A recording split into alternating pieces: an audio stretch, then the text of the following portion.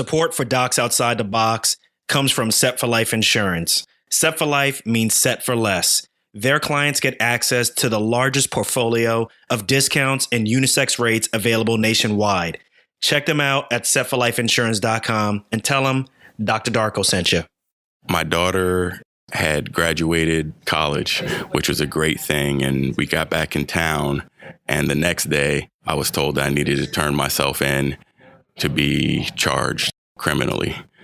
So I remember the time I showed up at the police station. They put the handcuffs on my wrist, those cold steel handcuffs that were so tightly pressed against my wrist. It was truly painful to ride in a Paddy Wagon across the street into the jail for processing. Welcome to Docs Outside the Box podcast. This is your official show, looking inside the minds of cutting-edge and innovative doctors. Think you'll find these stories in any medical textbook? Sorry. You're getting real life insight from men and women pushing the envelope beyond medicine. Ordinary doctors doing extraordinary things. Let's start now with your host, Dr. Nee Darko. Hey, docs. Are you looking to learn how to become a physician leader? Then Physician CEO is for you. Physician CEO is an accelerated business immersion program designed for physicians and developed by MBA faculty from the Kellogg School of Management at Northwestern University. So learn more at www.physician-ceo.com/DOTB. What's good, everyone? This is Dr. Nee, your host of Docs Outside the Box. Thanks for joining me on the next episode. And this is going to be a really good episode. This is going to be really sobering. Now, the first words that you heard on the show, the first quote is from our next guest. That's Dr. Jarret Patton. And on this show, we've had guests who've talked about really feel good stories about their awakening and realizing how they want to be a doc outside the box, how they want to live a non-traditional life. But this story is going to be a bit different. We're going to take you through some curves, some twists. And this is about how one day you think you have everything. You're on top of the world. You've accomplished everything that you can. And then the next, the rug gets pulled up from under you and you are in the situation that you just heard Dr. Patton was in. So in this episode, we're going to learn about falling from grace. You're going to learn about redemption, as well as how to find your gifts, even when you think you've lost everything.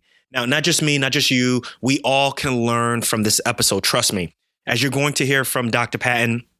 Now, he's also authored this book called License to Live, a primer to rebuilding your life after your career has been shattered. It's a great book, and you can find it on Amazon.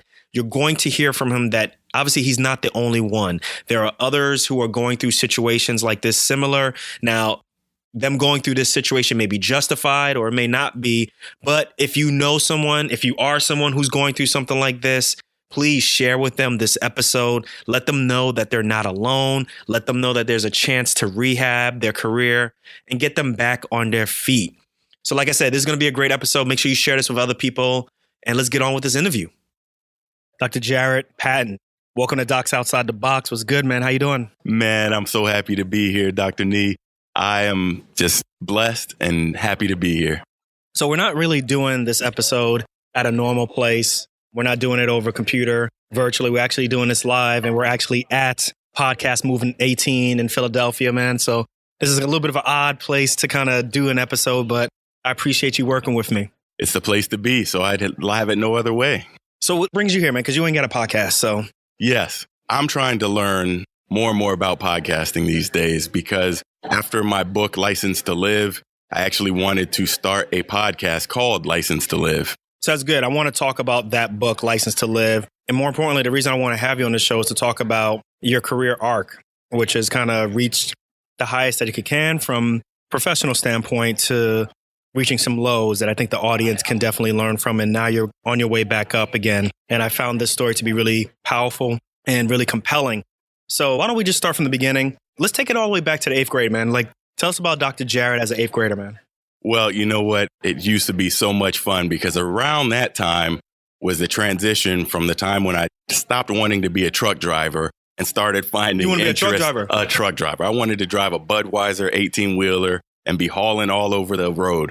I'd be on my bike as a little kid, riding up and down the neighborhood, up and down the blocks, and couldn't think anything else I wanted to be other than a truck driver.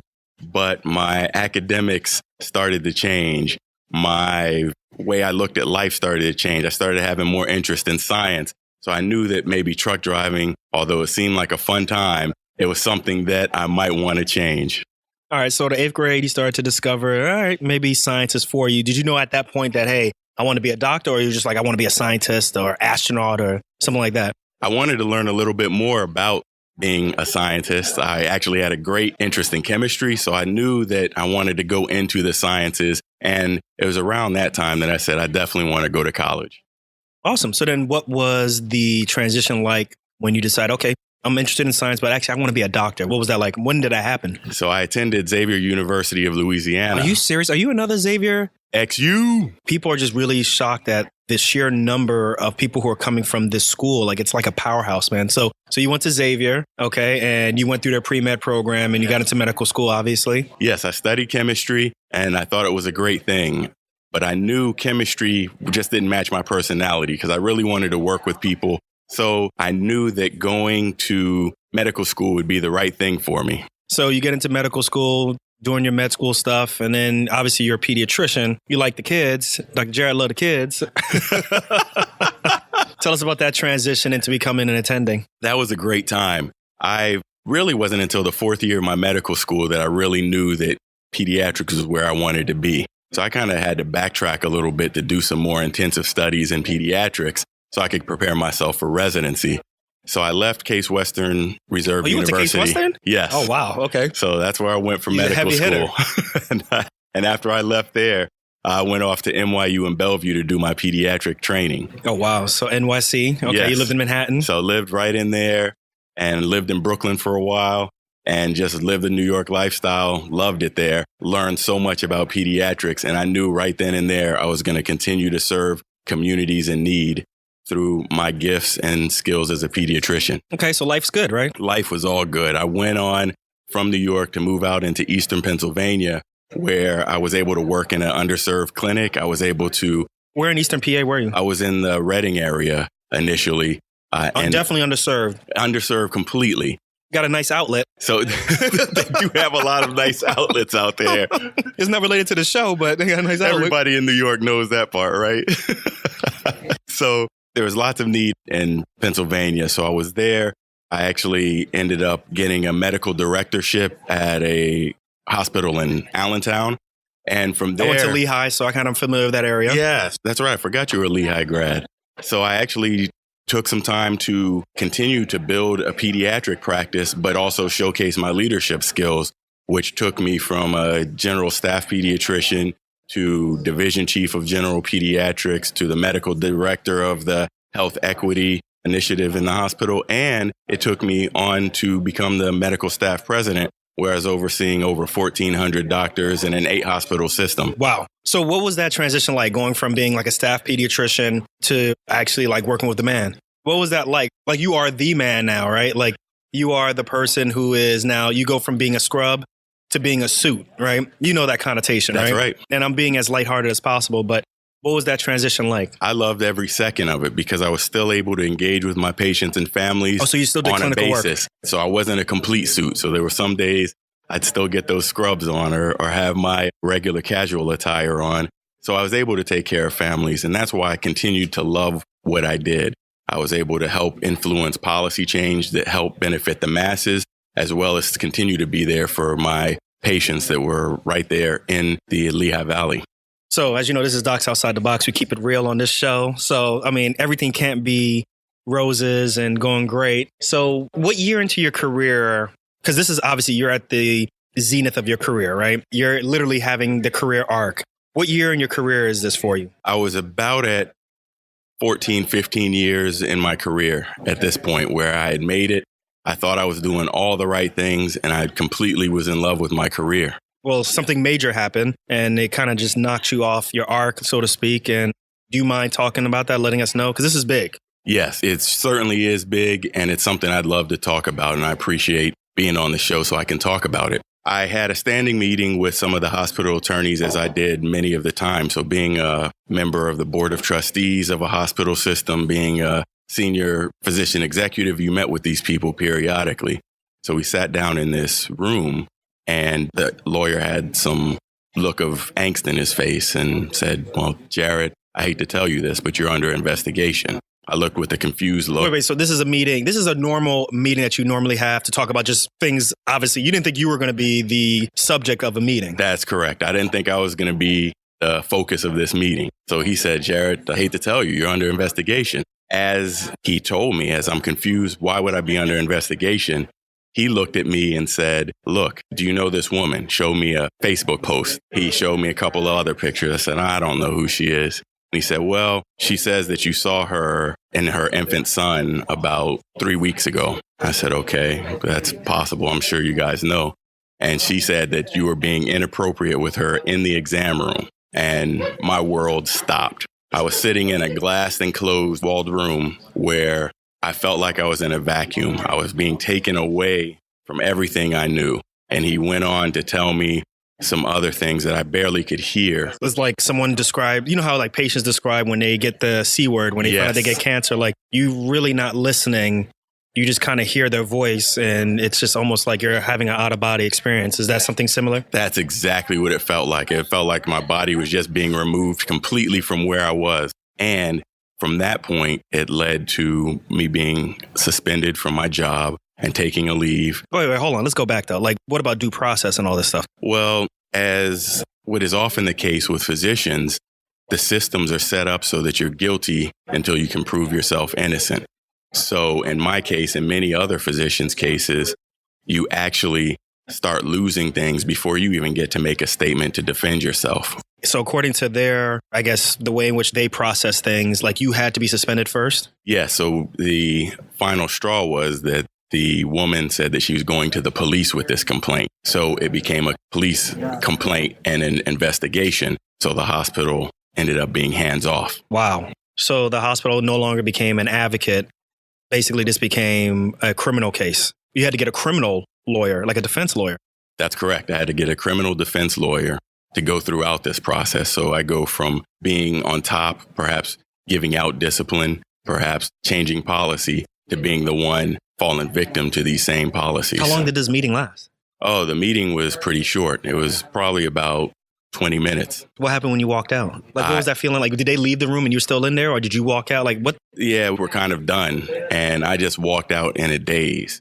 And it was just all with all the energy I could take from myself to just get myself out the door and get myself home to go talk to my wife and family about what had just happened. So obviously in your mind, you can't recall this event. You don't think you did anything wrong. Like, what is that feeling like knowing that, like you said, things are being taken away from you? You know you're innocent, but the next step is, we can't help you. You need to get a defense lawyer. Yes. So ultimately, when I met with a couple of senior executives, they said, this is what we have to do. You have to go on leave and get yourself a lawyer. That's when I felt like I was by myself. I was on my own. I didn't have the public support of many people, because they were just going to let the police investigate the matter and go from there. And that is a extremely lonely feeling.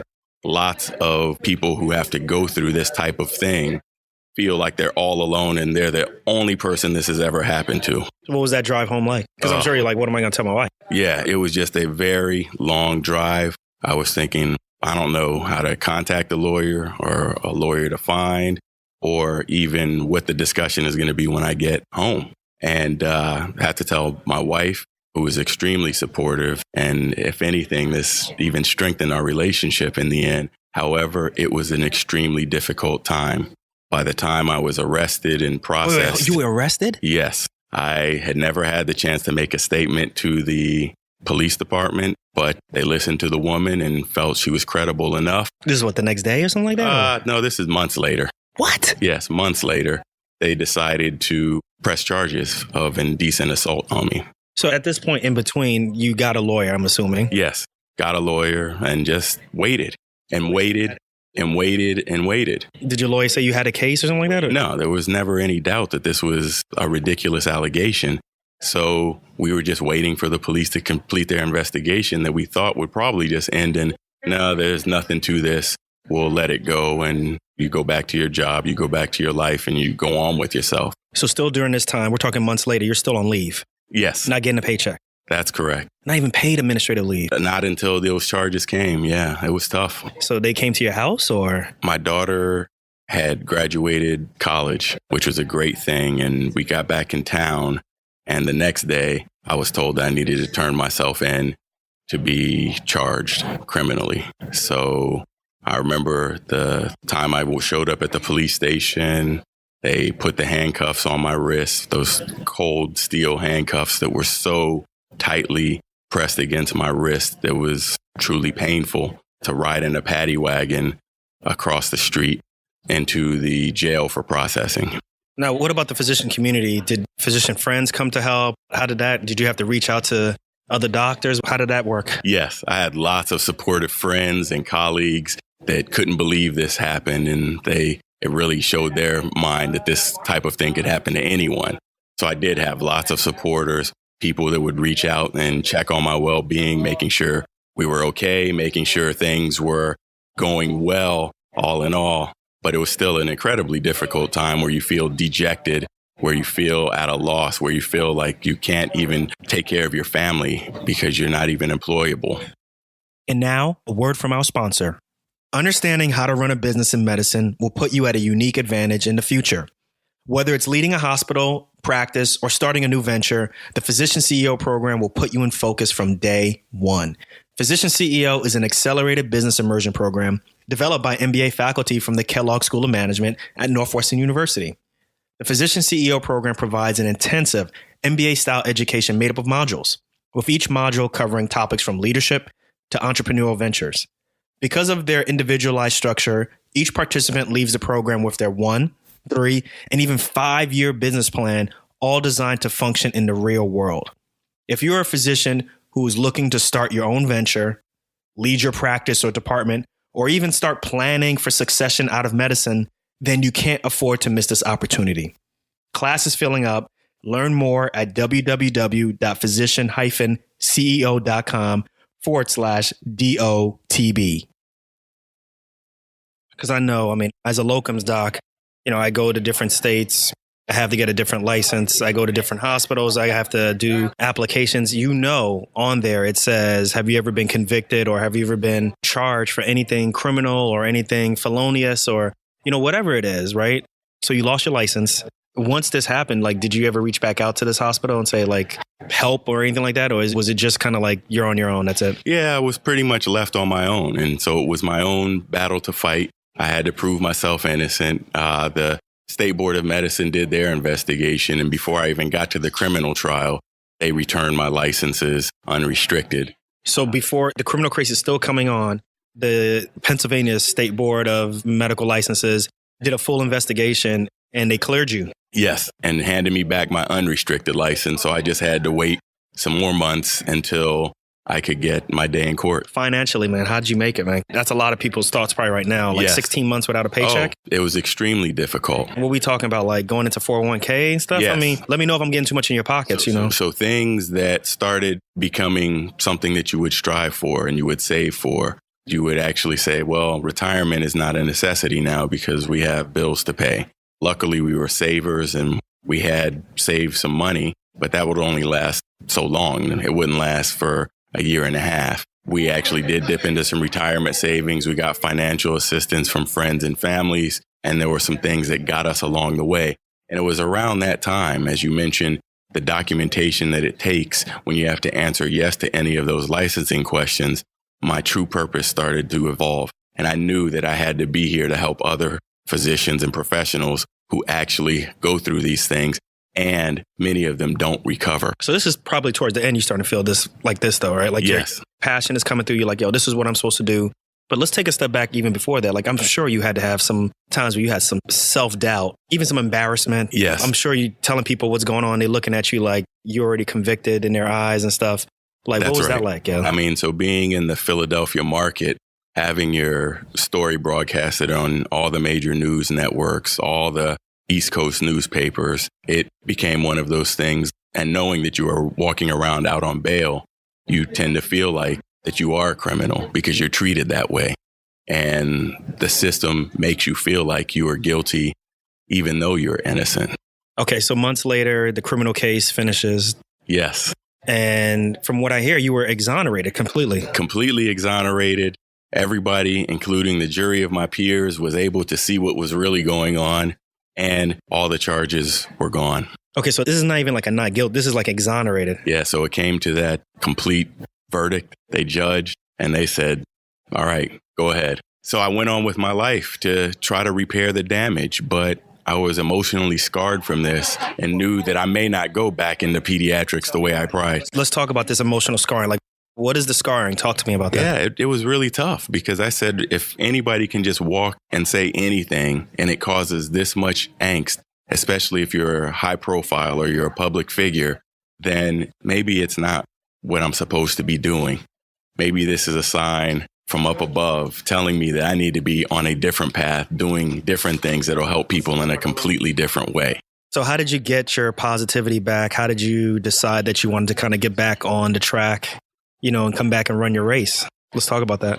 It was time. Through a lot of faith, a lot of prayer, a lot of love and support from my wife, my family, my friends, we were able to make it through, realizing that no man can stop you from what you're doing. And it's really God's plan all along that will get you through the point in which you need to be. So tell us about this book, License to Live. It just came out, I want to say, earlier this year? Yes. Congratulations, man. Excellent book. Talk to us about it. Why'd you decide to write it? Give us a little bit of a brief overview about it. And then let's talk about specifically some steps, because you're not unique in this situation. I hate to admit, right? You're Yes. not unique. Other people are going through processes of whether it's in criminal something or whether it's something, related to something they did in the hospital, and they may have to give up their privileges and they want to know how to come back. So let's first start with the book. Tell us why you wrote it. Well, I wrote it because it was on my heart. I had been thinking about writing a book for a long time. And one of the things I said, maybe I'll make a novel about this whole saga. But I didn't have the ending yet. I had the beginning and the rise to the summit and then the crash, but I was still at the bottom. And I said, well, that's not a good story because it doesn't have a happy ending. Right. We need a crescendo, right? We need the good guy to win, right? That's right. Okay. So one thing I knew I could do to help immediately is to write License to Live. And I did that for physicians and other professionals that may have been caught up in some of these systems that presume them guilty before they have a chance to gain their innocence. So within that book, I give practical advice that helps them step by step to look at regaining licensure or certifications, to figure out how to weather the financial storm, to figure out how to bring yourself back and maybe find a different purpose in life as time goes on. So I try to wrap this up as a primer to professionals once you have that big setback in your career, how to set yourself up to have that greatest comeback. Throughout this process, though, I'm sure you learned about other physicians who are going through something similar. Did you get a chance to really understand the gravity of this whole issue? How many people go through issues where they have to lose their license, whether it's they're completely innocent or actually deserved and so forth? Do you know how many people go through this process at all? Well, I do know that people have been contacting me from all across the country since I've written this book. And there's not a stage I step on to speak. There's not a conference I attend that someone will come up to me and say, something similar to this happened to me, and I just didn't know how to handle it. So that validated my reason for the book and my mission for what I continue to do now. And that's really to help everyone remember that they do have a license to live. I love it. No pun intended, right? Look at you trying to throw that in there. So, my man, let's talk to someone who is listening to this show, maybe in a similar situation, criminal or whatever. They're being asked to either, to give up their license or whatever situation. They're really down in the doldrums. Give us some tips. Give us top 3 tips. I don't want you to give us everything in the book. They got to buy the book, right? But give us top 3 things that they need to do to kind of get back on track, mentally, as well as how to get back on their license, things like that. Talk to us about that. Well, one of the things that you have to do is understand the things that are truly important in life. So most of the time, that's going to be your faith and your family and your friends. And you'll know who your true friends are because they're going to be the ones that support you throughout the thick and the thin. I mean, did you have some people that you thought were cool, just bounced and disappeared? Luckily, I didn't have that issue because I knew who my true friends were, and they all stood tried and true. And in fact, the opposite happened. I had a lot of friends that I didn't know that I had. They were standing up for me and speaking up and checking in on me on a level that I didn't think I had with people. So I had enhanced relationships as a result of this. So make sure you are looking to your family, friends, and faith as your support system is number one. Number two, make sure you're getting the proper help. And that proper help could be an administrative law attorney if you're dealing with medical boards. It could be a criminal law attorney if you're dealing with a criminal case.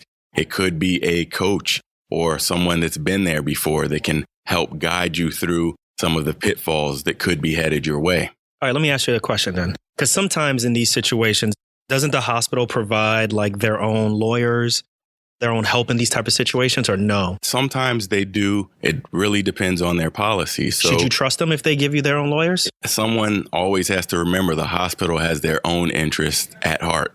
And so at the end of the day, physicians can be a expendable widget in a cogwheel system. In fact, they may not even be able to have any power or say in the situation. So you really should get your own representation and someone that will benefit your own interests. Well, the reason why I wanted to bring that up is because there are a lot of people who are listening. If you go through like a medical malpractice claim, or if you're going through something similar to your situation where if the hospital does provide, you think that this person may be working on your behalf and saying, well, it's going to be kind of expensive to get my own legal counsel. So you're saying that you should bump all that, get your own legal counsel. You are going to need someone that's going to have your best interests at heart, simply because the hospital representation is really going to have the hospital's best interest at heart, which may lead to settlements, what may lead to other unintended consequences, just because it's better for the hospital for something to, let's say, go away. All right, so that makes sense. Any advice on how to find a really good legal counsel in that situation? You certainly can look to your networks, ask your friends and your family, ask people you know. If you have good relationships with the hospital counsel, they actually may be able to point you to some good people that will represent you and represent you to the fullest. And if nothing else, you get out there and find out people that have handled similar situations, because particularly as a physician, you have a lot at stake. It's not only your medical licensure, your board, your reputation. You're actually dealing with, and in my case, it was criminal charges that, could have scarred me for the rest of my life. Okay, what's step 3? Step 3, remember to put it all in perspective. And oftentimes we get in the medical profession and we just think about seeing patients. And that's all we do.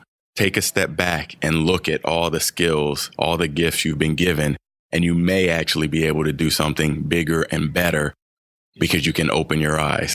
And that's exactly what happened to me. I love it. Where are you at right now in your life? Because, you're completely exonerated. What does that mean? For example, if you decide to apply for a California license and those questions that we all know come up, do you have to check yes or no? Oh, absolutely. But you were completely cleared, though. I was cleared, but my license was temporarily suspended. My DEA certification was voluntarily relinquished. I was placed under criminal charges, although I was found not guilty. So all of those can be yes questions. They're to open-ended questions. A number of those things. So you end up having to check yes to a number of those boxes and be okay with telling your story. It's going to be an essay and you're going to have to sort through it all, but it's okay. Are you back on staff anywhere? Are you practicing right now? Yes, I do some practicing. I've started a small concierge practice. I've also done telehealth, but that's not my main focus now. My main focus is really to helping physicians and professionals who have been caught up in these systems and have been kicked around, disengaged, dissatisfied, or disenfranchised from healthcare. And I help them restart and refresh their career. Love it, man. I thought you were going to throw in another D after that, man. I was like, you got it all. Okay. All right. So what's it been like practicing as a concierge physician, or even just helping other professionals, other docs who are going through these type of situations? What's it like working with other docs? Yes. Have you seen worse cases than yours? Oh, yes. I have heard a number of stories that have just been incredible. And as a result, I knew I was in the right space. I knew I was able to help some of these professionals, which have been pharmacists, nurses, and other physicians I got you. that have been caught up in these systems and really didn't know where to go. They needed some advice. They needed some coaching and some help to figure out how to restart and refresh their career in a way that fits their personality and their talents and their gifts.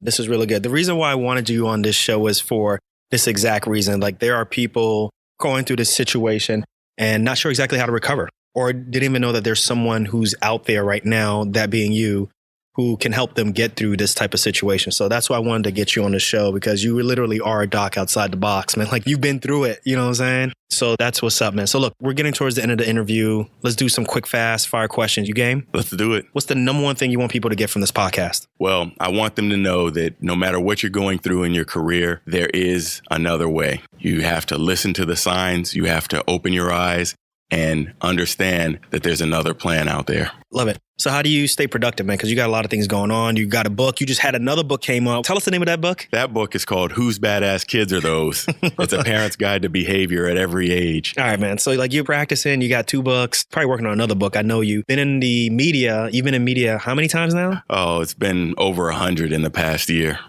Wow. I speak on stages. The list goes on. And so I'm continuing to coach physicians and other professionals. And I realize that this is a way I can serve and do something that's impactful and raise awareness to something that's happening to a number of people in this guilty until you prove yourself innocent set of circumstances we live in. So then how do you stay balanced? Like, give me a life hack or some piece of technology that you use to make sure that like you are staying on point. Yes, it's all about organization. And one thing I know as I was ascending the hospital career ladder, that I was taking away too much time from my family.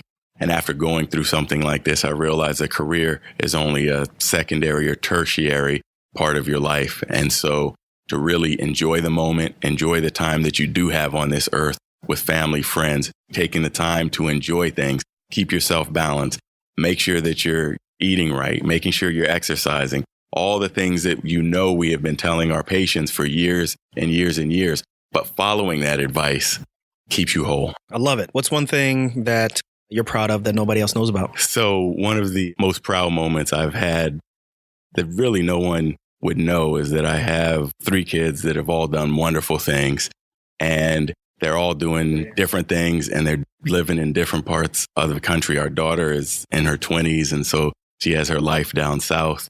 And my 2 boys that are coming up right now, they continue to amaze me by excelling in academics, music, and sports. And it just makes me feel blessed every day I wake up and get to spend some time with them. Love it. So look, I know like you're a podcast addict right now. You listen to a lot of podcasts. So besides Docs Outside the Box, I know that's number 1 on your list, your go-to list and stuff. Make sure y'all all go and subscribe. What other podcasts you listen to right now, man? Well, I like the Billionaire lifestyle. It is one that's really keeps me going. It keeps me pumped. It keeps you motivated. And although people think it's about finance, it's really about living and loving life. And probably my favorite one right now is License to Live. License to Live podcast is a brand new podcast that is out there, and it's designed for those professionals that are disengaged, disgruntled, and disenfranchised, and help them find hope and aspiration by listening not only to my story, but other people's stories. Yeah, subscribe to that one too. A little self-promotion ain't too bad. It's cool. It's cool. I'll allow it. All right. So the last one is a statement I want you to finish. It's hashtag, I'm not just a doc, I'm a businessman. Okay. I love it. Well, Dr. Patton, this was a really, really good episode. Really good interview. I really appreciate you getting real with us because, not many people want to share that type of story. And, being at the top as high as you were and being as low as you can go to the point where you may have to serve some time for you to recover from all that stuff. I'm really impressed by all that. And then being able to tell your story and let other people know about it and help other people is something that I think is really a great thing. I just want to acknowledge you on your resilience for that. And not just being resilient, but also wanting to help others, using your gifts and your talents and what you learned from that situation to turn negativity into positivity and help other people. So I want to acknowledge you for that. Thank you so much, Dr. Nee. I tell you, it's a pleasure and an honor to be on your show.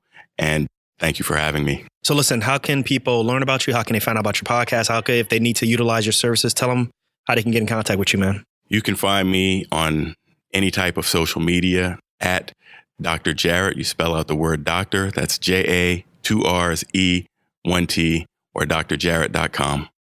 And that's a wrap. Woof. Dr. Jarret kept it real, brought it to us 100% on Docs Outside the Box, but we like it like that.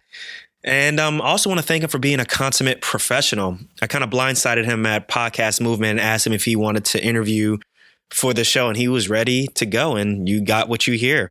I also want to clarify one thing. I know there's a little bit of confusion as to if he was exonerated versus found not guilty. Just to clarify things, the case went all the way to jury and he was found not guilty by the jury. So I just wanted to clarify that. Once again, please share this episode with people who you think will definitely benefit from hearing something like this. And also, I'd like to hear your feedback on this episode. Make sure you reach out to me through Facebook or Twitter or even Instagram. And I'm going to catch you guys on the next episode. But remember one thing, we only got one life. Let's make it count and live outside the box. Peace.